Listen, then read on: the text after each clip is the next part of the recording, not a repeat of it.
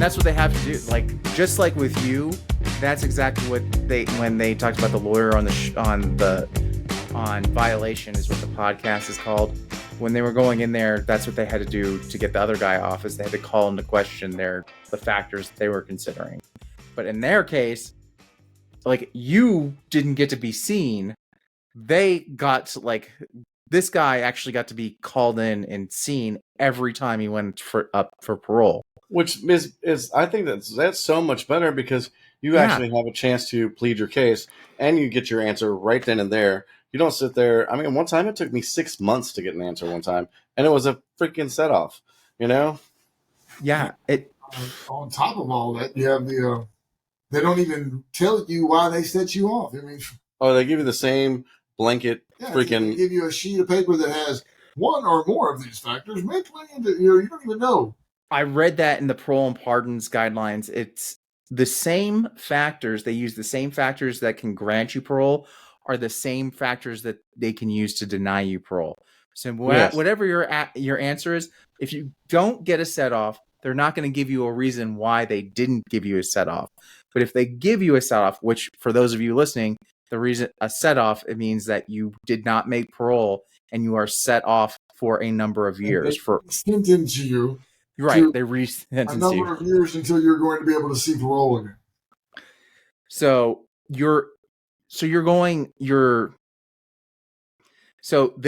Basically, if you make parole, they're not going to give you a reason why you made parole. You don't care anyway. You made parole. But if you don't make it, they're not going to give you a reason why either. They're just going to give you a blanket list that they can choose from. And it doesn't matter. A lot of times they'll say severity of the offense, and that's it. Yes. It's like, which was taken into account by whoever sentenced you to begin with, to determine that you should be eligible for parole at this time.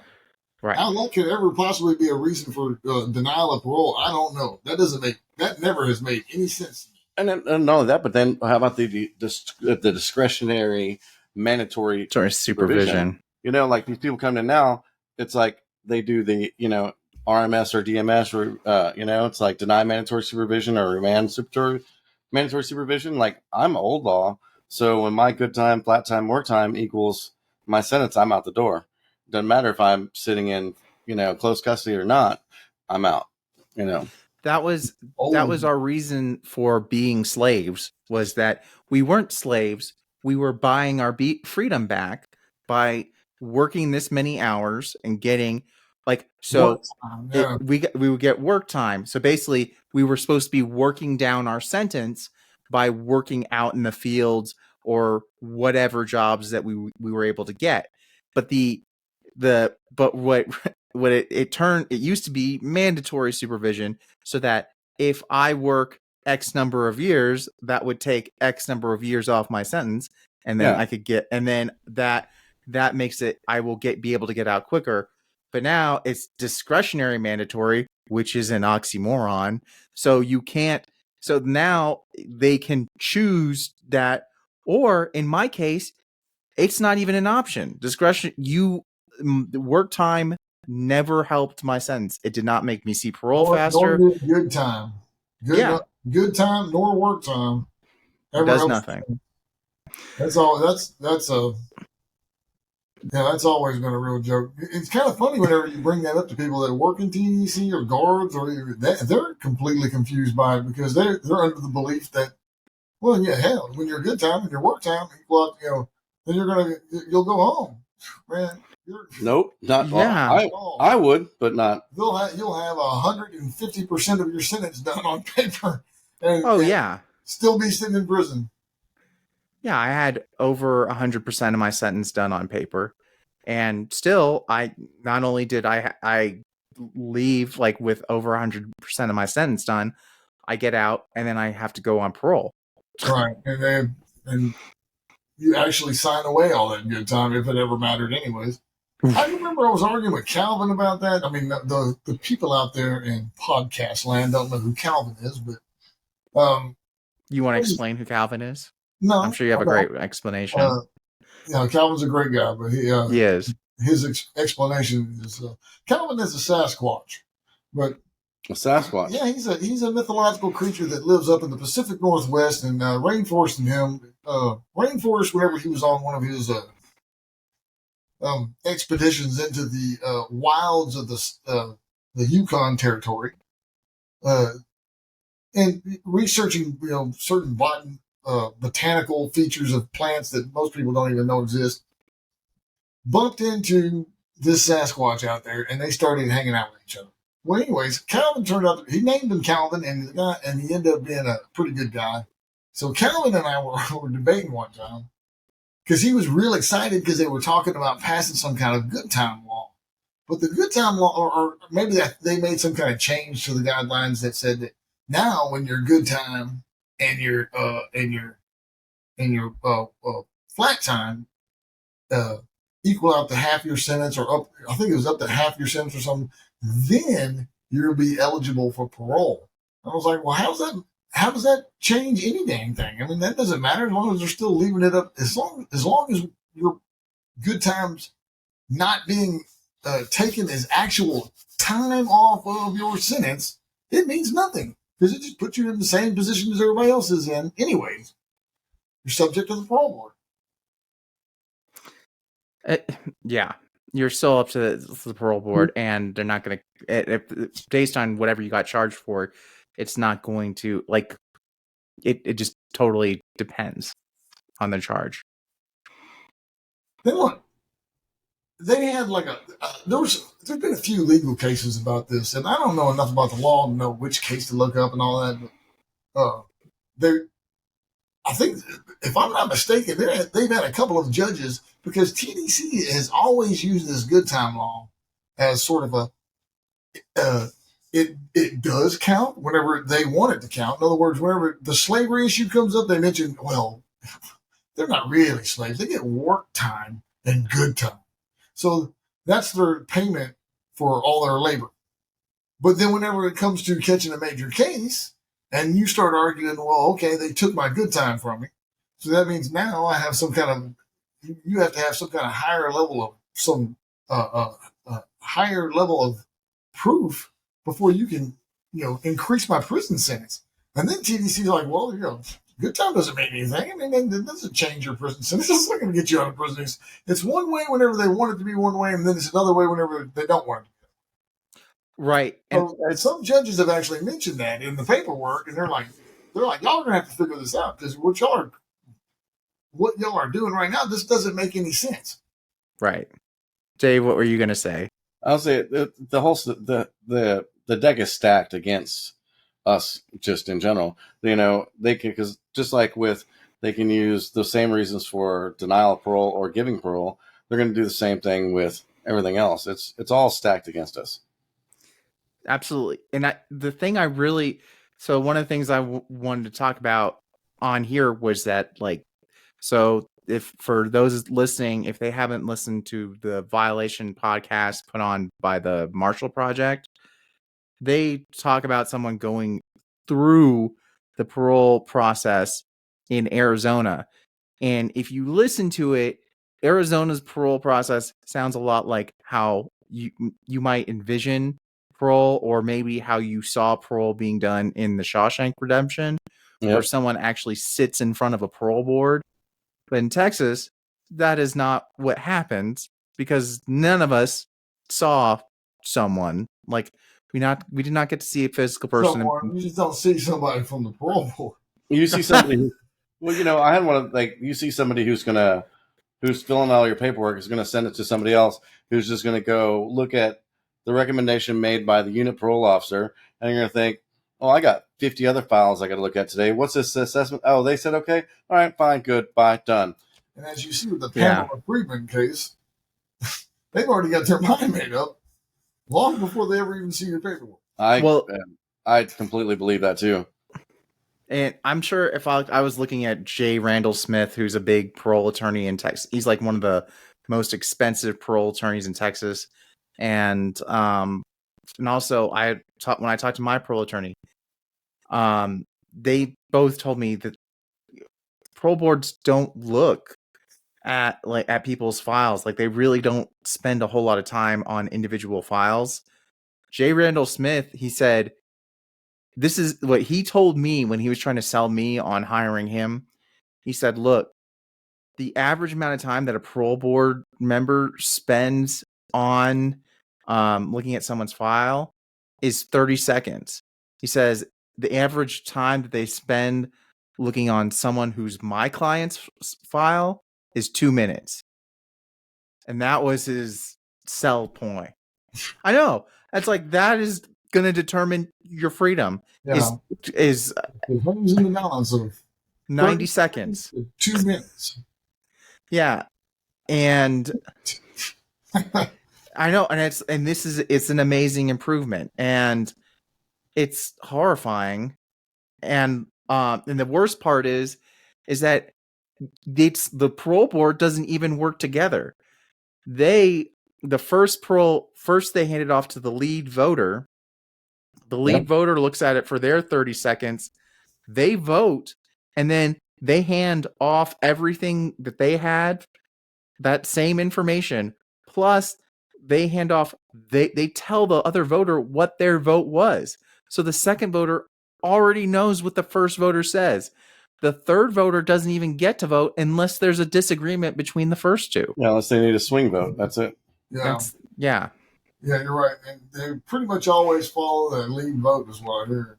Exactly. And why wouldn't they? Because they've been influenced already. Yeah, that's pretty funny. The situation doesn't sound like any kind of real decision making is being. You gotta wonder too, because I mean, if you're in prison long enough, you'll see the same people just keep getting out and coming back. You know, it's especially as cynical as it might sound. I mean, it seems to be like cases like pedophiles and things like that. The kind of cases that you would always think, "Oh, that guy's never getting out, or shouldn't be let out." The people that you meet in prison that you think to yourself, man, that dude's dangerous. I hope they don't ever let that guy out. That kind of thing. That is the main person that's going to make his first parole. And I was thinking about this the other day. I was talking about this with someone. I think you made your first parole, Rainforest. Oh, thank you no. So I was talking about this with someone the other day, and I told him the same thing.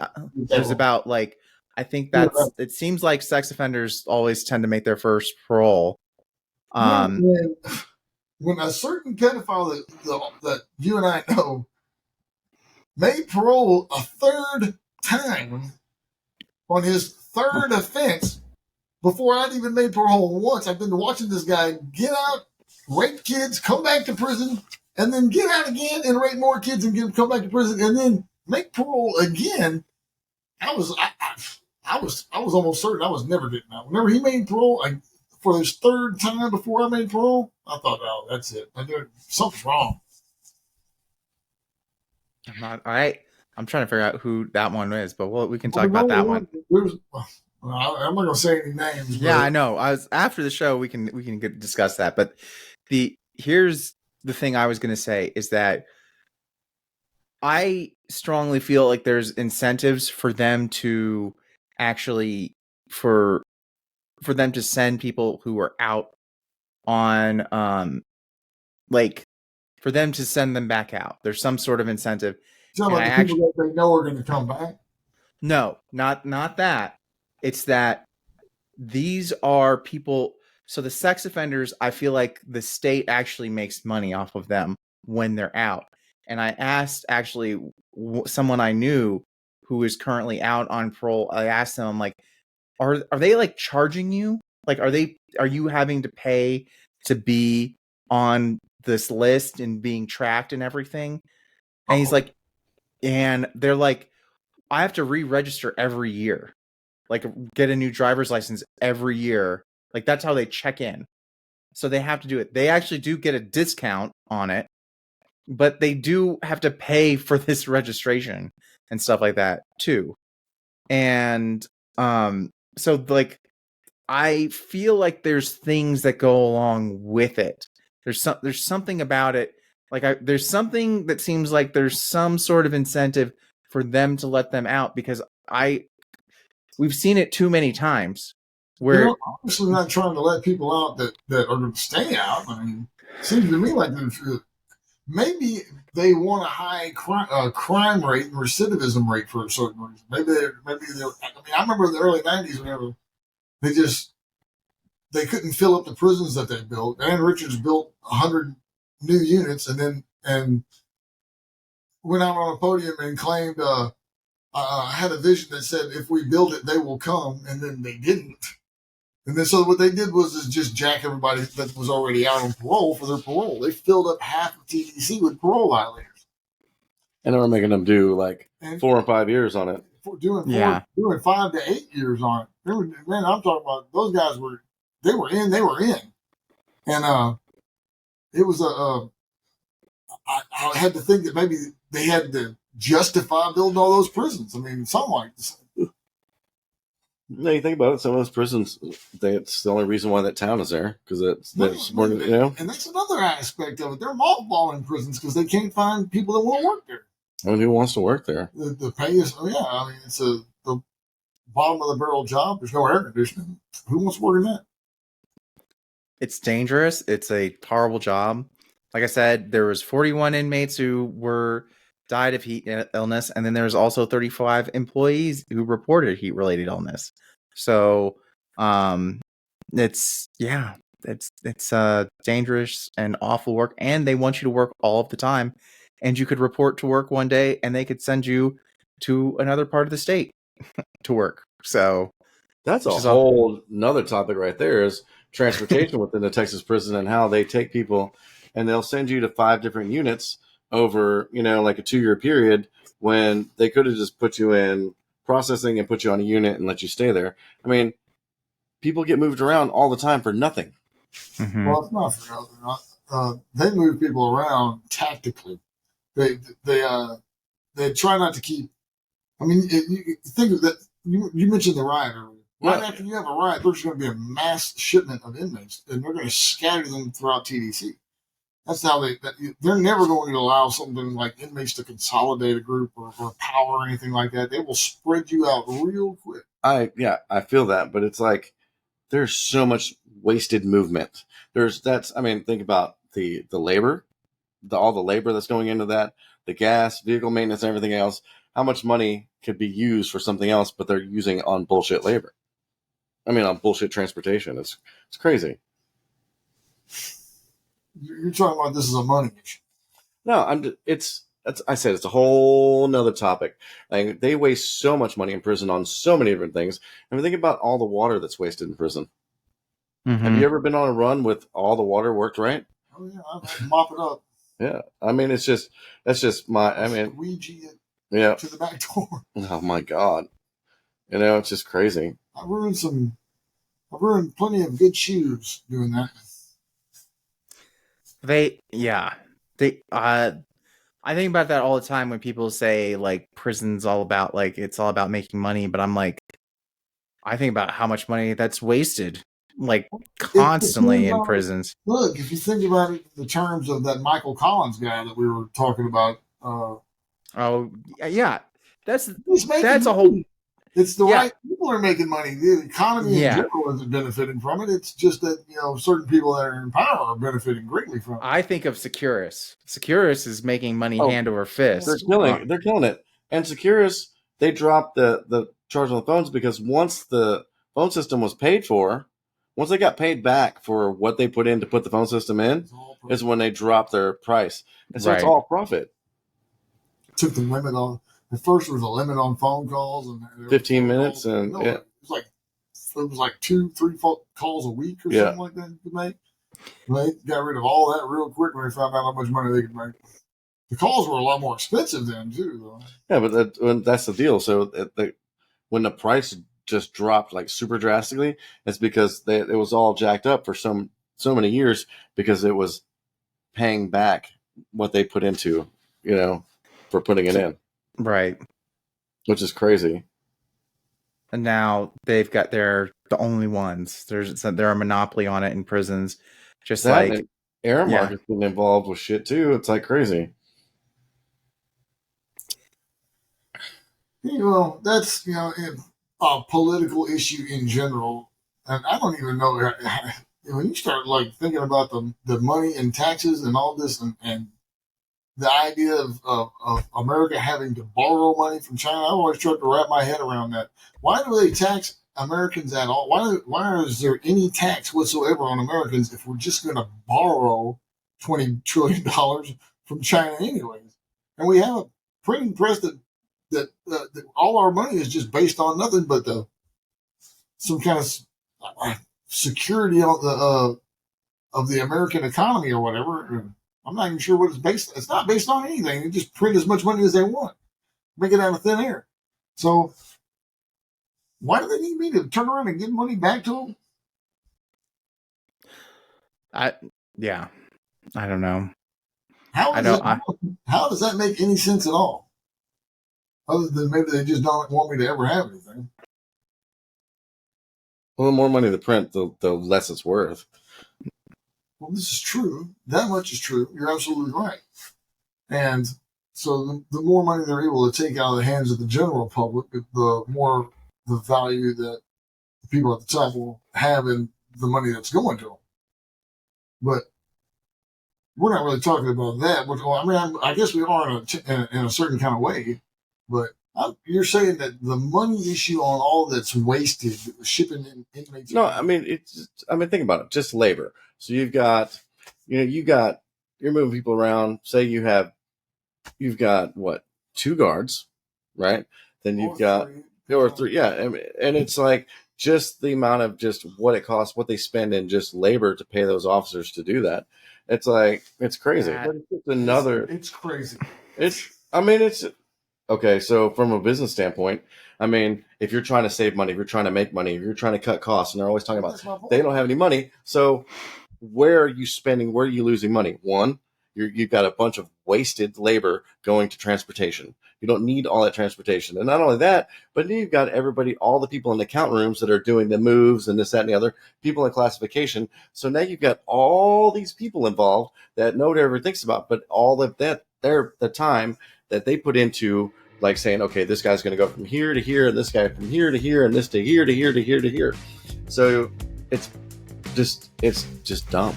And if you want an easier way to think about it, Malone, time is money. Like someone's getting paid, and if they're sitting on their hands, then if you waste time, then that's a waste of money. How much time has been wasted in prisons by everyone? The Shakedown was produced in luxurious Longmont, Colorado. Envato Elements provided our theme song, Shakedown. If you want to support us, you can find Shakedown shirts, hoodies, and more at waywordpress.com. That's WAYWORD press.com. If you have ideas for future episodes or cool stuff you want to see us make, let us know in the comments on YouTube, Facebook, and Instagram at Get the Shakedown.